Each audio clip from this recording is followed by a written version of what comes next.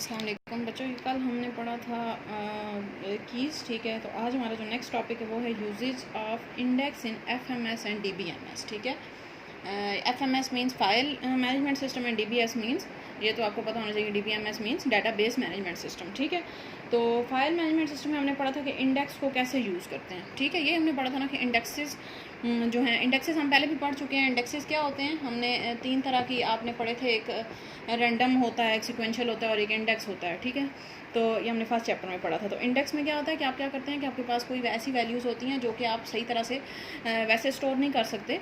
जैसे for example कोई बहुत बड़ी वैल्यूज़ हैं, फॉर एग्जांपल 1000 है, 1001 है, 10,000 है, ये वाली ऐसे बड़ी वैल्यूज़ हैं। ठीक है, तो बजाय इसके कि आप ये बड़ी वैल्यू स्टोर करें, फिर उनको सर्च करने में आपको टाइम लगे, तो उसके बजाय आप क्या करते हैं, आप कोई छोटी वैल्यू, इनसे रिलेटेड आप छोटी वैल्यू जो है वो अपने डाटाबेस में स्टोर कर लीजिए। फॉर एग्जांपल 1000 है तो उसकी जगह मैं 1 कर लूँगी, 1001 है उसकी जगह 2 कर लिया, 10,000 की जगह 3 कर लिया। ठीक है, इस तरह से आप जो है वो छोटी वैल्यूज़ जो है वो स्टोर कर लेते हैं और इनको आप कहते हैं इंडेक्सेस। ठीक है, तो ये जो इंडेक्सेस होते हैं वो किस लिए यूज़ होते हैं, इनका यूजेज फाइल सिस्टम में भी और डाटाबेस मैनेजमेंट सिस्टम में भी इनका यूजेज क्या है। ये जो आपकी बुक में लिखा है कि index is a data structure that is used by DBMS to locate the particular record in a file more quickly, कि आप अपनी फाइल में किसी पर्टिकुलर रिकॉर्ड को सर्च करने के लिए या लोकेट करने के लिए। यही था ना कि आप फॉर एग्जांपल मुझे ये हमने वैल्यूज़ क्यों हमने इनको इंडेक्सेस में स्टोर किया था, ताकि अगर आपको जो है वो कोई बड़ी वैल्यू सर्च करनी है तो उसमें ज़्यादा टाइम वेस्ट होगा, उसकी जगह आप छोटी वैल्यू सर्च करें। तो इसका बेसिक पर्पज़ यही है कि आपने किसी भी रिकॉर्ड को सर्च करना है डाटाबेस में, लोकेट करना है कि वो कहाँ पर मौजूद है,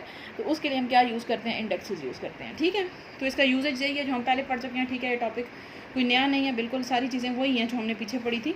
ठीक है, आप सिर्फ लिख दें कि सर्च अ पर्टिकुलर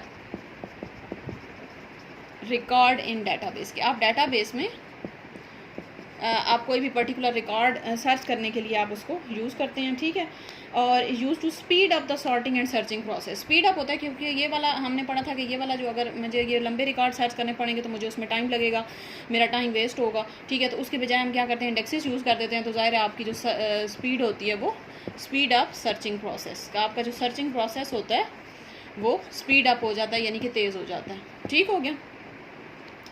अच्छा, और उसके बाद इसकी ज़ाहिर परफॉर्मेंस भी इंप्रूव हो जाती है, लेकिन हमने इसका एक ड्रॉबैक पढ़ा था कि indexes can slow down data entry and editing because index file is also updated each time the data is edited modified.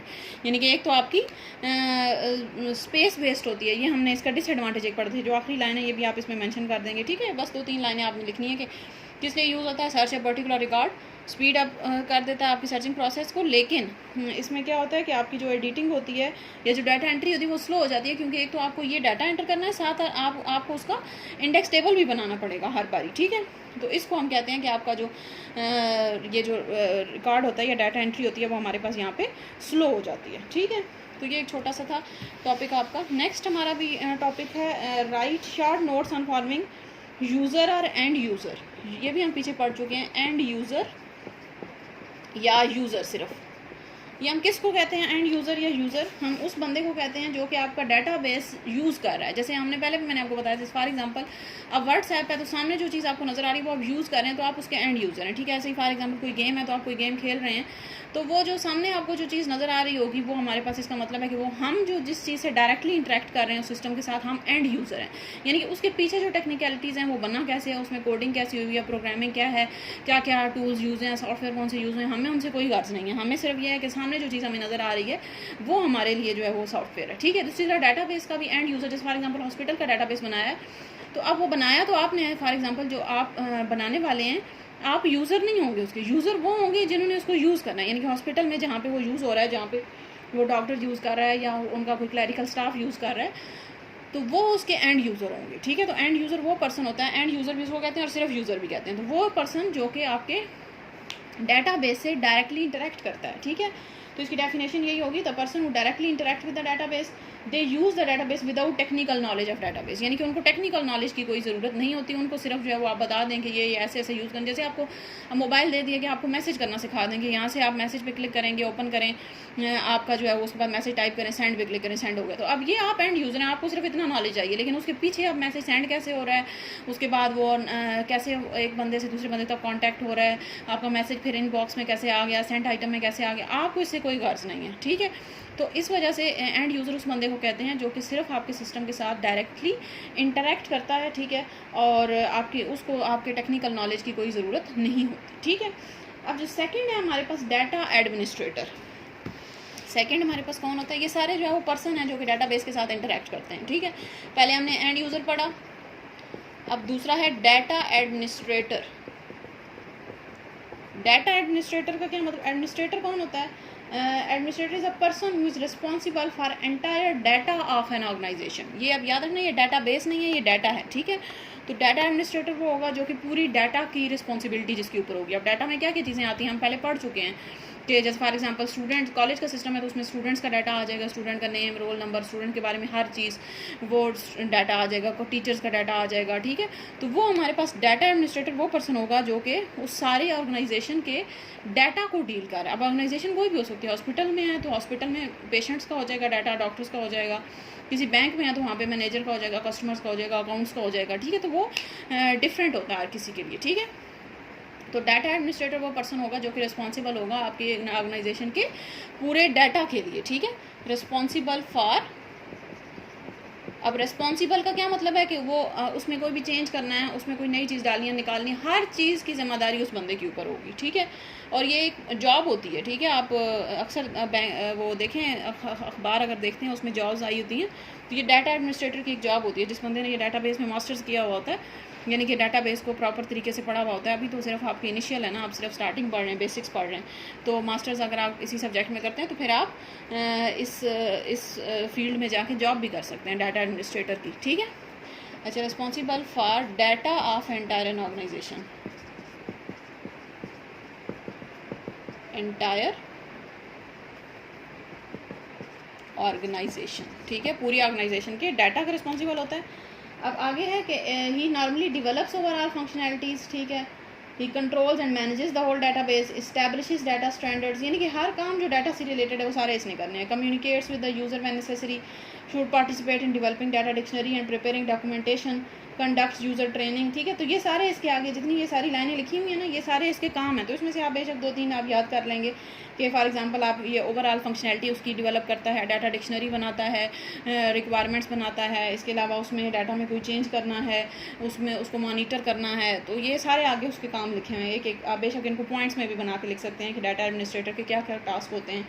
कि वो डाटा को फंक्शन नंबर 1 लिखें फंक्शनैलिटी डेवलपमेंट करता है, दूसरा है आप लिखें कि कंट्रोल एंड मैनेज करता है, तीसरा लिखें मॉनिटर करता है, चौथा लिखें कम्युनिकेट करता है यूज़र के साथ, पांचवा लिखें कि वो डाटा डिक्शनरी बनाता है, ठीक है। तो ये इसके 4-5 आप जो है वो इसमें से याद कर लेंगे कि ये इसके काम होते हैं, ठीक हो गया। अब थर्ड है हमारे पास डाटा बेस एडमिनिस्ट्रेटर। अभी हमने पढ़ा था डाटा एडमिनिस्ट्रेटर और अब है डाटा बेस एडमिनिस्ट्रेटर। अब इससे भी आप एडमिनिस्ट्रेटर वो पर्सन होता है जो पूरे काम का रिस्पॉन्सिबल होता है। अब जैसे डाटा एडमिनिस्ट्रेटर था तो वो डाटा का रिस्पॉन्सिबल था, तो डाटा बेस एडमिनिस्ट्रेटर होगा तो वो पूरे डाटा बेस के लिए रिस्पॉन्सिबल होगा, ठीक है। तो अब डाटा बेस ये वही लिखा हुआ है, as an important person in development of an data base system is responsible for the design, implementation, operation, management and maintenance of data base, ठीक है। तो ये 4 चीज़ें जो होंगी वो इसकी होंगी। क्या क्या काम करता है? रिस्पॉन्सिबल फॉर डिज़ाइन, यानी कि एक तो डाटाबेस को डिज़ाइन करेगा, इम्प्लीमेंटेशन यानी कि वहाँ पे जाके उसको इम्प्लीमेंट का मतलब होता है वहाँ पे जाके उसको सिस्टम को लगाना। जैसे कॉलेज का सिस्टम है तो कॉलेज में जाके उसको इम्प्लीमेंट कर देना, इंस्टॉल कर देना, ठीक है। इम्प्लीमेंटेशन, ऑपरेशन यानी कि उसको बाद में चेक करना कि वो सही तरीके से काम कर रहा है, ठीक है। मैनेजमेंट में यही होता है कि उसमें कोई एरर आ जाता है उसको ठीक करना, वो मैनेजमेंट में आ जाएगा।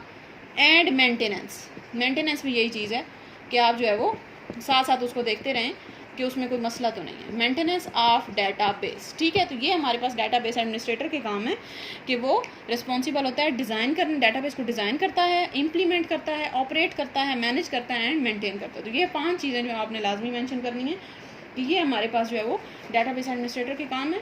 और डाटाबेस एडमिनिस्ट्रेटर जो होगा वो हमारे पास टेक्निकली कॉम्पिटेंट एंड गुड, यानी कि ये आप इसको टेक्निकल नॉलेज होना ज़रूरी है क्योंकि इसने पूरा डाटाबेस बनाना है, ठीक है।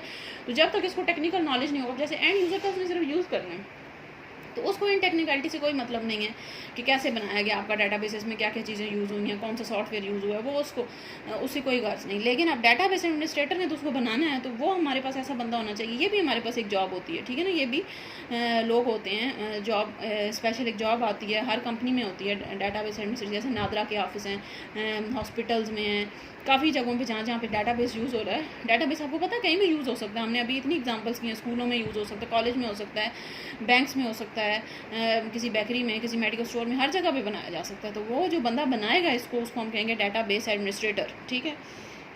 अच्छा, he must be technically competent and good manager, he should have communication skills, ठीक है। इसके नीचे ये जो टास्क लिखे हुए हैं ये आप कर लें बेशक, ये तो एक लाइन तो आपने ये लाजमी मेंशन करनी होगी। और दूसरे जो नीचे इसके टास्क लिखे हुए हैं, इंपॉर्टेंट रिस्पॉन्सिबिलिटीज़, ऊपर वाला पैराग्राफ रहने दें, ये नीचे उनको ही लिखा हुआ है। पहला है इंस्टॉलेशन ऑफ सॉफ्टवेयर, ठीक है, सॉफ्टवेयर इंस्टॉल करना उसको आना चाहिए। दूसरा monitoring of database system, solution of any problem that occurs, ये जो मेंटेनेंस है, ठीक है। चौथा assigning permission to different users, ठीक है, कि किस यूज़र ने, जैसे हमने सिक्योरिटी वाला पढ़ा था कि किस यूज़र ने कितना इस्तेमाल करना है डाटाबेस। ये नहीं है कि आप हर यूज़र को पूरी एक्सेस दे दें। जैसे कॉलेज का है तो आप उसमें ये नहीं कर सकते कि आप फ़ीस की इन्फॉर्मेशन है स्टूडेंट्स ने फ़ीस जमा करवानी है, इसके अलावा वो आप क्लैरिकल स्टाफ आगे डील करेगा कि वो आगे कहाँ जानी है, अब किस बैंक में जानी है। आप स्टूडेंट्स को कोई गर्ज नहीं है कि वो आगे कहाँ जा रही है, ठीक है। वो स्टूडेंट्स ने सिर्फ जो है वो जमा करवा दी एक बार, ठीक है। उसके बाद फिर टीचर्स का काम क्या होगा कि वो असाइनमेंट्स अपलोड कर दें या फिर लेक्चर दे दें या ऐसे कोई काम, ठीक है। तो वो टीचर्स की रिस्पॉन्सिबिलिटी, यानी कि हर किसी के अलग अलग लेवल होता है। तो ये भी कौन सेट करता है? डाटाबेस एडमिनिस्ट्रेटर सेट करेगा कि कौन बंदा किस सिस्टम को किस हद तक यूज़ कर सकता है, ठीक है। नेक्स्ट है taking regular backups of database. Backup हम पीछे पढ़ चुके हैं बहुत बार कि डाटाबेस की कॉपी बनाना, वही जो हमने सारे पीछे काम पढ़े थे ना, डाटाबेस क्या क्या काम होते हैं डाटाबेस में, तो वो सारे कौन करेगा? डाटाबेस एडमिनिस्ट्रेटर करेगा आपका, ठीक है। नेक्स्ट है रीस्टोरिंग द डाटाबेस, ये भी हम पीछे पढ़ चुके हैं, बैकअप एंड रीस्टोर के अगर कोई मसला आ जाता है तो वापस से उसको रीस्टोर, पिछली कंडीशन में उसको रीस्टोर कर देते हैं, ठीक है। तो ये हमारे पास रिस्पॉन्सिबिलिटीज़ हैं DBA की, डाटाबेस एडमिनिस्ट्रेटर की, ठीक है। अच्छा, तो अब ये जो तीन हमने पढ़े हैं, एक तो यूज़र हमने पढ़ा, ये एंड यूज़र, इसकी तो सिंपल सी डेफिनेशन है कि हमारे पास ऐसा पर्सन होगा जो कि आपके सिस्टम के साथ डायरेक्टली इंटरेक्ट करता है, ठीक है, यानी कि सिस्टम को यूज़ करता है और इसको किसी टेक्निकल नॉलेज की ज़रूरत नहीं होती, ठीक है।